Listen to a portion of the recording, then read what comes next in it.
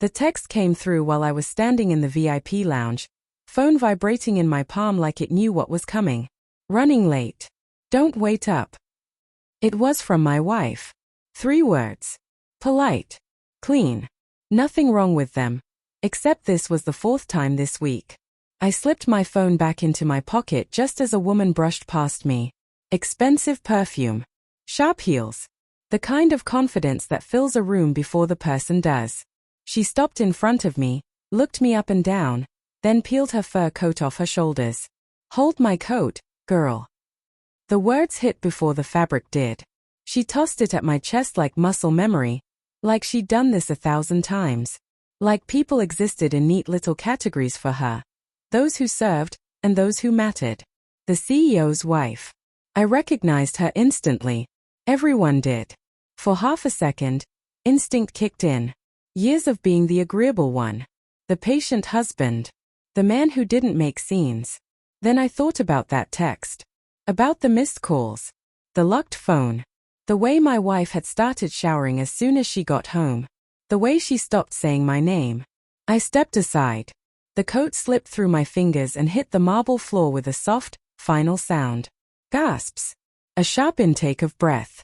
Her eyes snapped to mine, offended, furious. Are you blind? She snapped. I met her stare, calm in a way that surprised even me. You dropped something. I walked away before she could say another word. I didn't know it then, but that was the moment everything started falling. Her coat, my marriage, the lies I'd been holding up for months. My wife, Lena, used to call me on her lunch breaks just to tell me what she was eating. We shared passwords. We laughed at nothing. We were ordinary in the best way. Then she became busy. Meetings ran late. Phone turned face down. A new passcode she said she forgot to tell me. When I reached for her, she'd stiffen like she was somewhere else. I told myself I was paranoid. That love meant trust. That marriage wasn't supposed to feel like a crime scene. Until one night, while she slept, her phone lit up. Unknown contact. Last night was a mistake, but I can't stop thinking about you.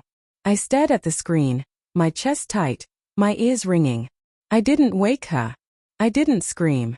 I just sat there, memorizing the shape of the lie.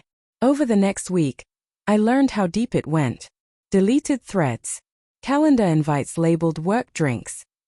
A name saved as a woman's, but messages that read like hunger.